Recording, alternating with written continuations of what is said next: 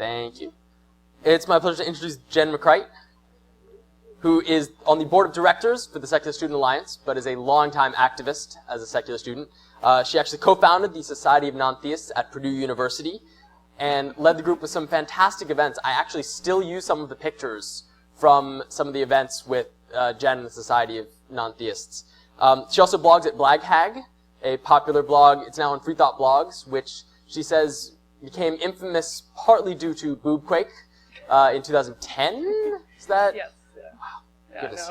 no, Time flies. She's now at the University of Washington going towards a PhD in genome science, and she's here to talk about diversity. Let's give it up for Jen.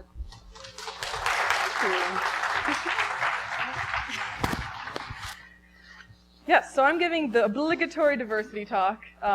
I gave this last year as a warning, so if you saw it, I will not be offended if you leave right now and go see another cool talk. But I think this is really important to talk about, and every year our community gets better and better at this, but I know this can be a problem for all of our groups, including student groups, where lots of groups tend to be really white, male-dominated.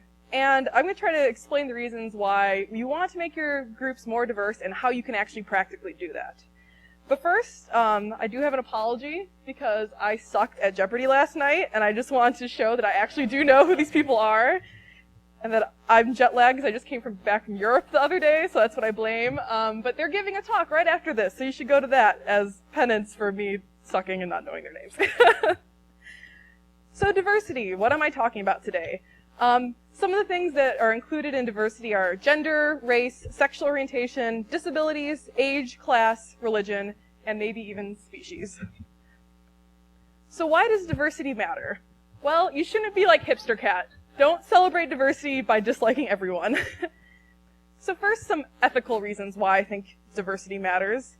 One, it's wrong to exclude people unintentionally. Atheism, secularism isn't a thing that's only white people can do, that only men can do. It's not that they're superior in doing it some way, so we shouldn't unintentionally exclude people who don't fall into that category. And the thing is, religion hurts minorities too, if not more, in many cases. So this should be something we care about in reaching out to minority communities and making sure they feel welcome in our groups. But if you need a little more of a Machiavellian view and practical reasons why diversity matters, for one, more people is more power. We want to be those secular juggernauts of awesome, I think it was. And, you know, white men only make up a certain fraction of the population. And if we can include everyone, that's more people that gives our movement strength. But also, we have a public image, and often it's this, kind of angry white dudes coming out of the darkness. I don't know.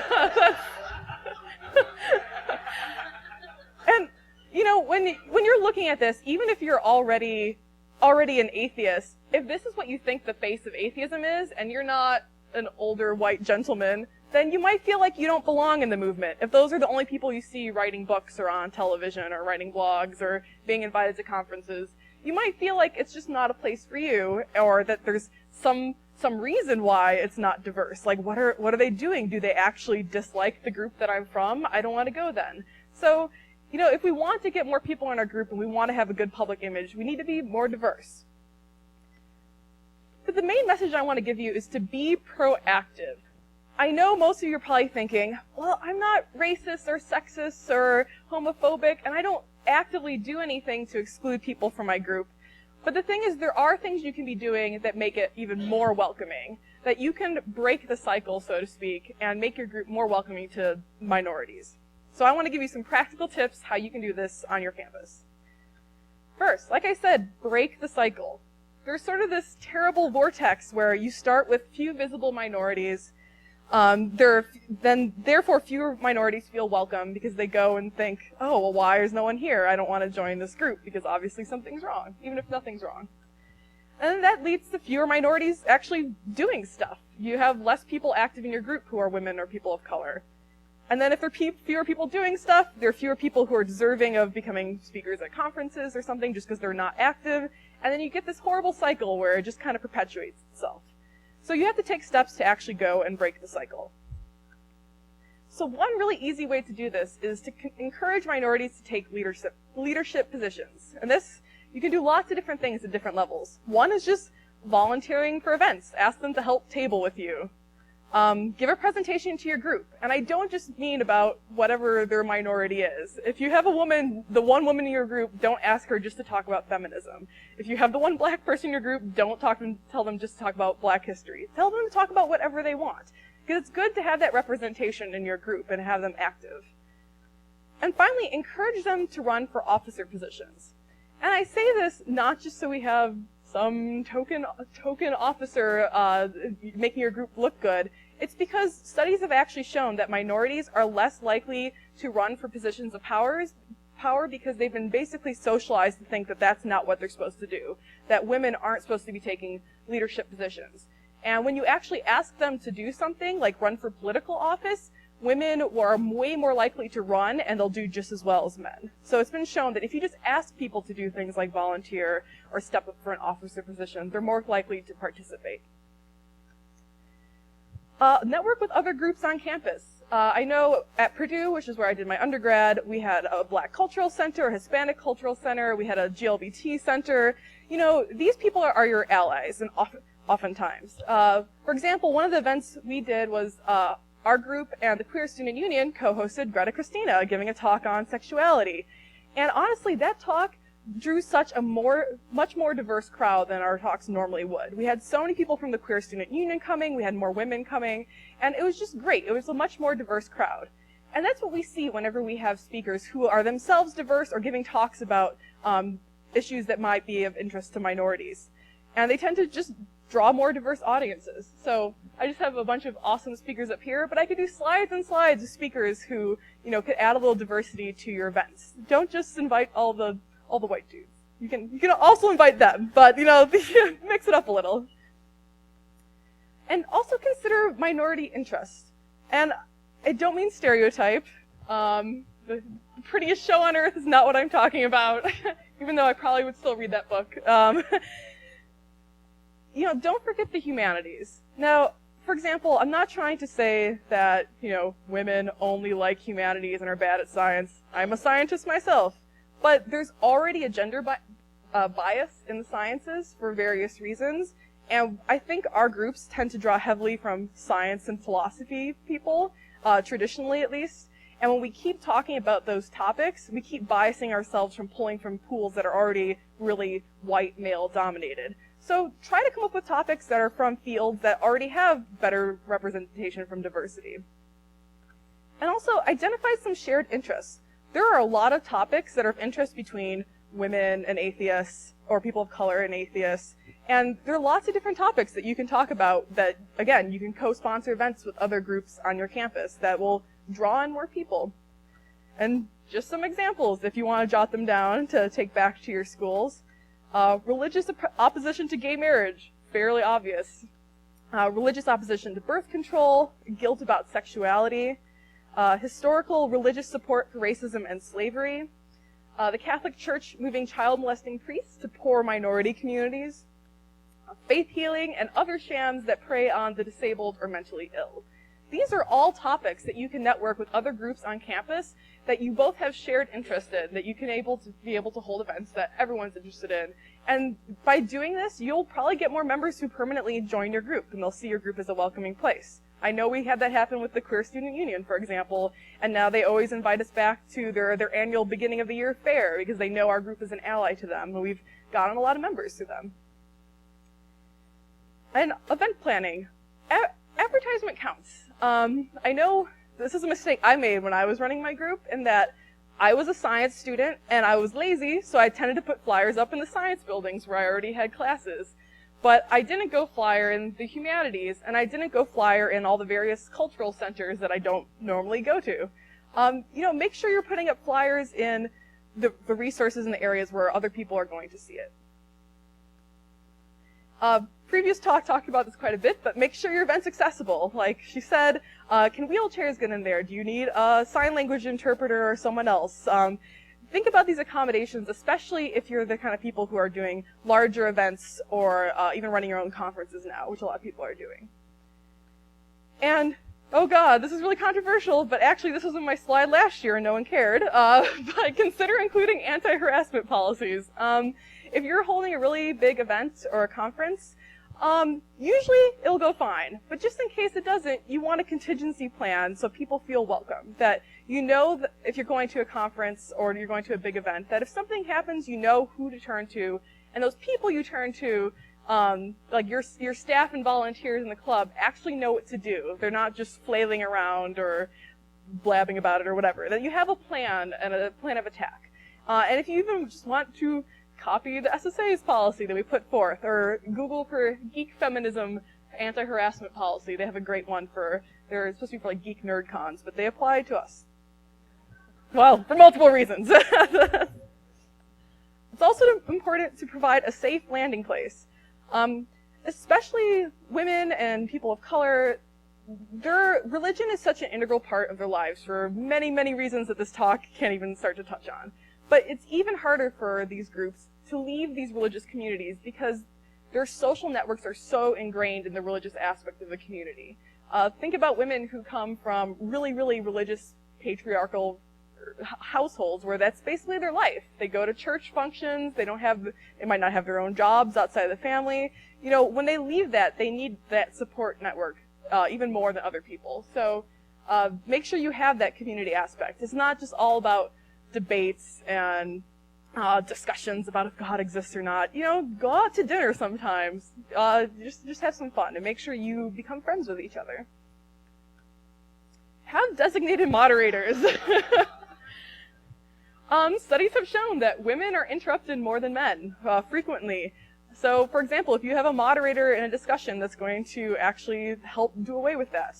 And moderators also have the power to stop inappropriate behavior. So if someone is saying something really racist or sexist or homophobic or harassing, they can be like, hey, cut it out, let's move on, don't do that again. But if it's just a free-for-all, oftentimes it's really hard for people to stand up and be the person to call someone out because it's really awkward. So if you have someone who that's their duty, it kind of helps solve the situation. Be aware of the dating environment. Don't Zerg rush the single women. And you know what? I understand. Flirting's fine. You know, college age especially, a lot of people are looking for their life mates or just a hookup or whatever. You know? That's totally fine. But there's a time and a place. You know, if someone just gave a talk to your group, don't immediately go up to them after the Q&A and be like, you know, you have great boobs and that's why the talk was so awesome, which is something I've had happen to me. So don't do that.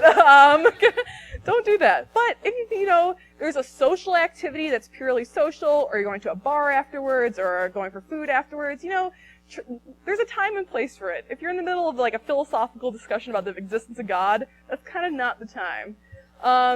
But, you know, I've seen this happen where if you're in a group where there's only a couple women, where all the guys just kind of like descend upon them because it's like, finally an atheist girl, and be my girlfriend. It's like, then the woman never comes back because they get scared away. So, you know, don't try to, this applies to minorities too. If you see like, oh my God, a black person, don't let them leave, and you just shower them. if you shower them with so much attention, don't treat them like they're other. Don't treat them like they're this otherworldly person. Treat them like they're a human being. You know, be nice to them like you'd be nice to any other person, but don't freak them out. And most importantly, speak up. If someone says something really stupid, and I know I have a lot of sexism examples just because that's what I deal with more, being a white woman, you know, speak up if someone says something really stupid. For one, it's good to have someone on your side. Because, you know, it gets old defending yourself constantly. It gets old for me to defend feminism constantly without a man saying, hey, I agree with that too. And I know, for example, Greta Christina wrote that when she first started getting involved with the atheist community, she was amazed that when a homophobic comment popped up on a blog somewhere, it was the straight people who just descended and eviscerated that comment. She knew she had so many allies that she felt really comfortable. So if you see someone do or say something wrong, you know, call them out on it, say it's inappropriate, and, you know, say it in a way that people know that you have their back. And, you know, if you don't, one person can ruin it for everyone otherwise. When I first went to, moved to Seattle for grad school, I went to a pub meetup for atheism, And there was a guy sitting across from me at the table who was holding his phone up to me. And at first I thought he was trying to take a picture of me or something, and I'm like, hey, what are you doing? Cut it out. And he's like, oh, I found your boob quake photo, and I'm just comparing your chest to the photo. And I was like, what? That's not cool. And the guy next to him said, well, it's not sexual harassment because it's not in a workplace. And all the other guys just sat there frozen silently. They didn't say anything. It was obvious that they were like really awkward, but they didn't say anything. And that was my first meetup I went to there. And it was a total fluke. The guy who said it, apparently that was the only time he ever came. He wasn't a regular. But I don't know. And what if that was my first time coming to a meeting at all on the atheist movement, and that was the impression I got, that, this is implicitly okay. You have to be able to, I know it's awkward, and I know it's scary, and that you risk, being ostracized from the group if you're the one who's perceived as being PC or something, but you have to speak up so people don't just get scared away by one bad dude, or bad woman. But the main thing is to listen to people. Try not to get defensive. Don't be like this guy says, look, kitten, I don't give a damn what you think. If I say I'm a feminist, then by God, I am one. Don't be like that. We're not perfect. Just like skeptics aren't always skeptical about everything. I've said stupid sexist stuff. I've said stupid racist stuff. I've said even homophobic stuff. And I like to consider myself an ally.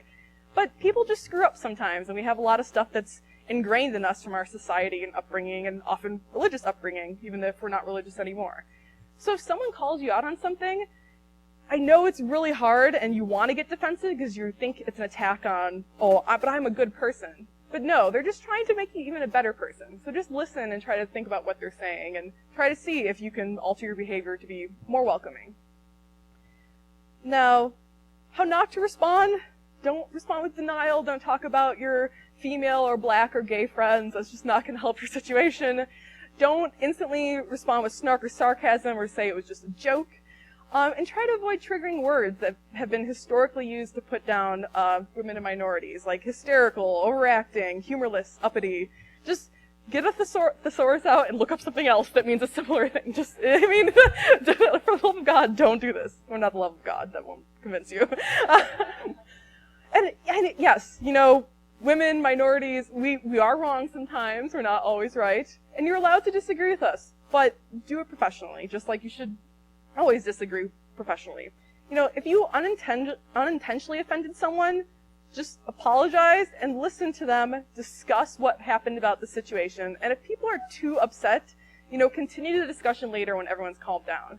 Because sometimes when people see accusations of racism or whatever as a personal attack, no rational discourse is going to happen after that. So sometimes you just need to let it cool down.